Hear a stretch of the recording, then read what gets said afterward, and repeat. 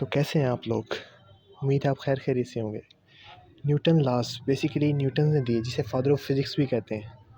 इसने 3 लॉज दिए जिसने न्यूटोनियन मैकेनिक्स की बुनियाद रखी। हम बहुत सी चीज़ें देखते हैं लेकिन उस पर गौर व फिक्र नहीं करते। न्यूटन एक ऐसा इंसान था जिसने कुदरत को देखा, उस पर गौर व फिक्र किया और बहुत से हमें लॉज और बहुत से प्रिंसिपल्स दिए जिसने फ़िज़िक्स की बुनियादें हिला कर रख दी।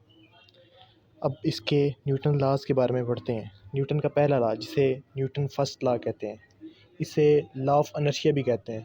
मैं इसे फोर्सलेस लॉ भी कहूँगा, ठीक है। अच्छा, इसका है क्या, डेफिनेशन क्या है, इसके बारे में डेफिनेशन पढ़ते हैं। A body which remains at rest, a body at rest remains at rest, और body in motion remains in motion. कोई भी चीज़ जो साकिन है वो साकिन ही रहती है जब तक उस पर फोर्स ना लगे, और कोई भी बॉडी जो मोशन जो कि हरकत में है वो हरकत में ही रहती है जब तक उस पर फोर्स ना लगे।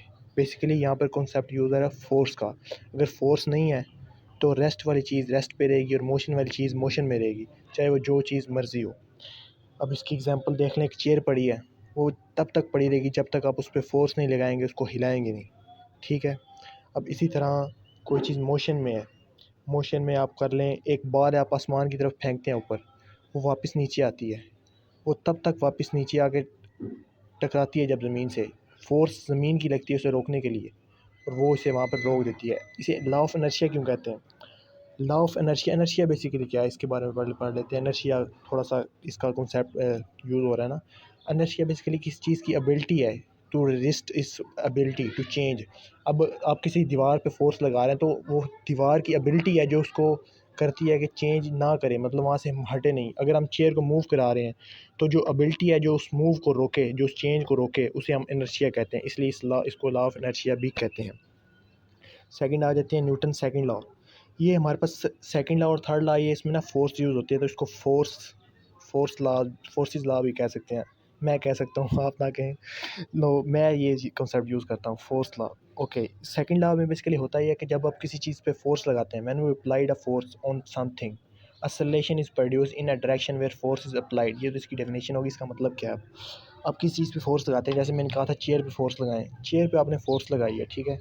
अब जिस डायरेक्शन में आपने फोर्स लगाई है उस डायरेक्शन में चेयर मूव करेगी, उस मूव को हम बेसिकली एक्सेलरेशन कहते हैं, ठीक है। अब जैसे आप फोर्स लगाएंगे वैसे उस बॉडी में एक्सेलरेशन प्रोड्यूस होगी जो कि डायरेक्टली प्रोपोर्शन होगी फोर्स के। जितनी ज़्यादा फोर्स लगाएंगे उतनी ज़्यादा चीज़ में एक्सेलरेशन प्रोड्यूस होगी। जैसे आप जितनी फोर्स ज़्यादा चेयर पे लगाएंगे उतनी ज़्यादा चेयर मूव होगी। अगर आप थोड़ी फोर्स लगाएंगे तो चेयर थोड़ी मूव होगी।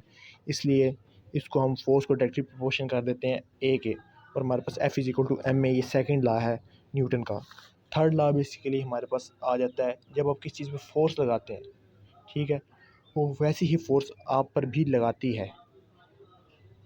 जैसा कहते हैं, every action has N reaction equal in magnitude but opposite in direction, ठीक है। जैसे आप किसी चीज़ पे फोर्स लगा रहे हैं, जैसे कि दीवार पे लगा रहे हैं फोर्स, ठीक है, वही फोर्स वो आप पर भी लगा रही है।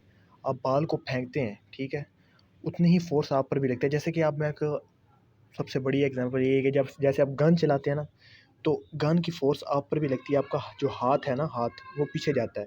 आप दीवार पर बाल मारें, वो बाल वहाँ पर टकराएगी और जो दीवार का रिएक्शन होगा वो बाल को वापस फेंकेगा। इसको कहते हैं एक्शन और रिएक्शन। अब किसी चीज़ पर भी एक्शन करेंगे उसका आपको रिएक्शन मिलेगा, ठीक है। इसको कहते हैं every action has an equal and opposite reaction. This is basically Newton laws. अब इसको एक मैं एग्जांपल से समझाऊंगा, एक लतीफ़े से, नेक्स्ट वीडियो में।